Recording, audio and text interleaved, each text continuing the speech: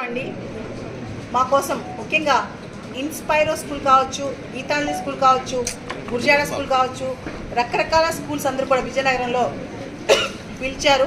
ప్రత్యేకంగా ఇన్స్పైరో స్కూల్ రవి మండా గారికి చాలా ధన్యవాదాలండి.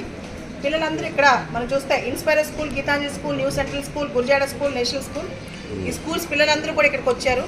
ముఖ్యంగా 9th క్లాస్ 10th క్లాస్ పరీక్షలు రాబోతున్న నేపథ్యంలో మనం చూస్తే నన్ను ఇక్కడ దాకా తీసుకొచ్చి ఉత్తరాంధ్ర యువతకి, చిన్నపిల్లలకి కూడా ఎగ్జామ్స్ ఎలా రాయాలి, యాంగ్జైటీ ఎలా తగ్గించుకోవాలి, మోటివేషన్ ఎలా ఉండాలి, భవిష్యత్తులో 10th అయిపోయాక ఏం చేయాలనే దాని మీద నాతో స్పీచ్ ఇప్పించారు. నాకు కూడా పిల్లలందరూ చూసి వాళ్ళ డిసిప్లైన్, వాళ్ళ సైలెన్స్ చూసి చాలా సంతోషంగా ఉందండి. ఇక్కడ ప్రత్యేకంగా నేను ధనిక్ భారత్ ఇంటర్మీడియట్ కాలేజెస్ తరఫున వచ్చాను. ధనిక్ భారత్ ఇంటర్మీడియట్ కాలేజ్ అనేది విక్రమ్ నారాయణరావు గారండి, లాయిడ్ గ్రూప్ చైర్మన్.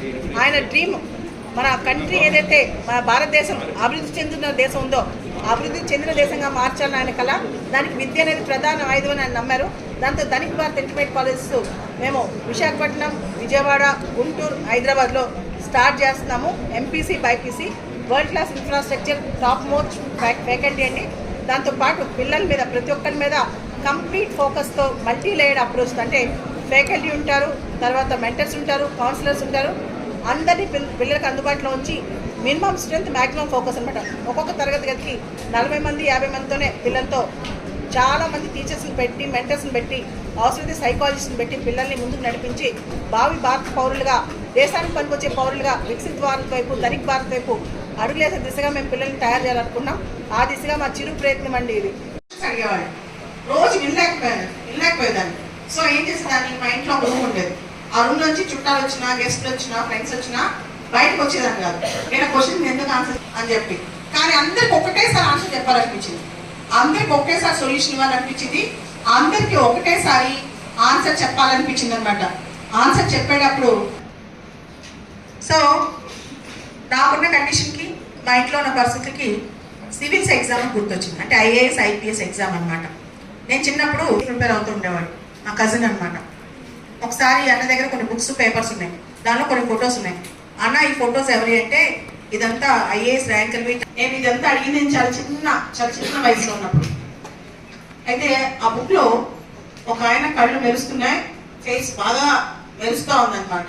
మెరుస్తూ ఉంటే నేను ఐఏఎస్ ఫస్ట్ ర్యాంక్ 1994 ఇయర్. ఆ ఇయర్ 1994 నేను చిన్నగా స్కూల్కి వెళ్తున్నాను అనమాట. గుర్తు నాకు అలా గుర్తు అనమాట. సో ఐఏఎస్ ఫస్ట్ ర్యాంక్ అయినా అని. సో ఆయన ఫోటో నేను కట్ చేసుకుని నాకు స్టోన్ కట్టించుకున్నాను. నేను ఐఏఎస్ ఫస్ట్ ర్యాంక్ అంట, ఇలా వేసిన ఫోటో వస్తుందంట, గుర్తుపెట్టుకోండి పాయింట్ అడిచుకున్నాను. తర్వాత కొన్ని సంవత్సరాలకి నన్ను చూడగానే జడ్జ్ చేయరు. సో అప్పుడేమనిపించింది, ఒక కోచింగ్ సెంటర్ దగ్గరికి వెళ్ళాను. వెళ్తే సార్ అడిగాను, సార్ నేను ఐఏఎస్ అవుదాం అనుకున్నా, ఏం చేయాలని. నీకు 7th క్లాస్ ఎక్కడ చదువుకున్నావు, ఎన్ని మార్క్స్ వచ్చాయి, 10th క్లాస్ ఎన్ని మార్క్స్ వచ్చాయి, మ్యాథ్లో ఎన్ని వచ్చినాయి, ఫిజిక్స్లో వచ్చినాయి. దానిలో నేను గుర్తుపెట్టుకున్నాను సరే, కానీ ఇన్ పర్సన్ నేను ఎవరిని కలవలేదు. కానీ మీకు అలా కాదు, మీ స్కూల్ మీకోసం మాలాంటి వాడిని చాలా మంది తీసుకొస్తుంది. సో ఎందుకని మీ అందరికి కూడా ఒక మాలాంటి వాడిని తీసుకొస్తుంది అనమాట. ఇక్కడ మీకు ఫస్ట్ నా గురించి చెప్తాను. చూసి first class, second class, third class, 4th class బాగా చదివేస్తే పెద్ద ఇంకా టాపర్స్ అవుతారు అనేది అందరికి తెలుసు, వాళ్ళు ఇటో అవుతారు. చిన్నప్పుడు మార్కులు ఒక్కొక్క సబ్జెక్ట్లో తక్కువ వచ్చినా, కొన్ని సబ్జెక్ట్లో అక్కడక్కడ డల్ అయినా, మనం పెద్ద గ్రేట్ అవ్వచ్చు అంటే అవ్వచ్చు. దానికి నేనే ఎగ్జాంపుల్. చిన్నప్పుడు సేమ్ ఏజ్ గ్రూప్లో నేను నెలకు 2 నెలలకు ఒకరోజు స్కూల్కి వెళ్ళేదాన్ని. ఒకరోజు మా ప్రిన్సిపల్కి నా కోపం వచ్చింది. మొత్తం ఈ స్కూల్కి బ్యాడ్ నేమ్ తెచ్చే వ్యక్తి ఎవరైనా ఉన్నారంటే, ఒక స్టూడెంట్ ఎవరైనా ఉన్నారంటే ఇదిగో. తర్వాత మా ప్రిన్సిపల్ ఓల్డ్ అయిపోయిన తర్వాత అదే స్కూల్కి ఒక ప్రిన్సిపల్ అనమాట.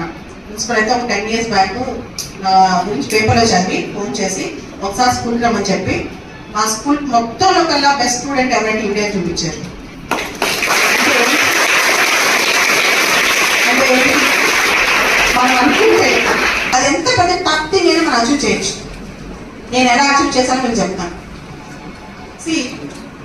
You are seeing me, you are looking at me.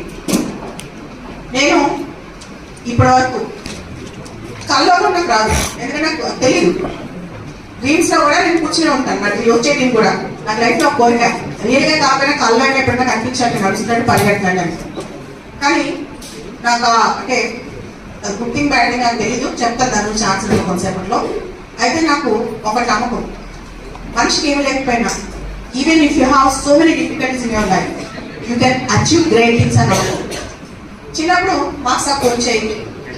In fact చెప్పాలంటే మా చెల్లి, నాకంటే మా చెల్లి ఉండేది, మేమిద్దరం అనమాట.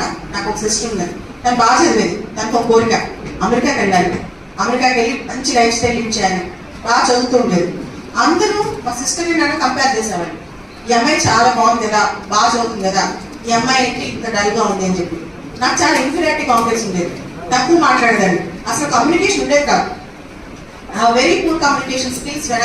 10th class 7th class 8th class ఈ టైంలో తక్కువ మాట్లాడేదాన్ని, ఎక్కువ అబ్జర్వ్ చేస్తూ ఉండేదాన్ని. మా చెల్లి మాత్రం చాలా యాక్టివ్ ఉండేది. ఇన్ఫాక్ట్ మా ఫ్రెండ్స్ అందరూ ఆడుకుంటూ ఉండేవాళ్ళు.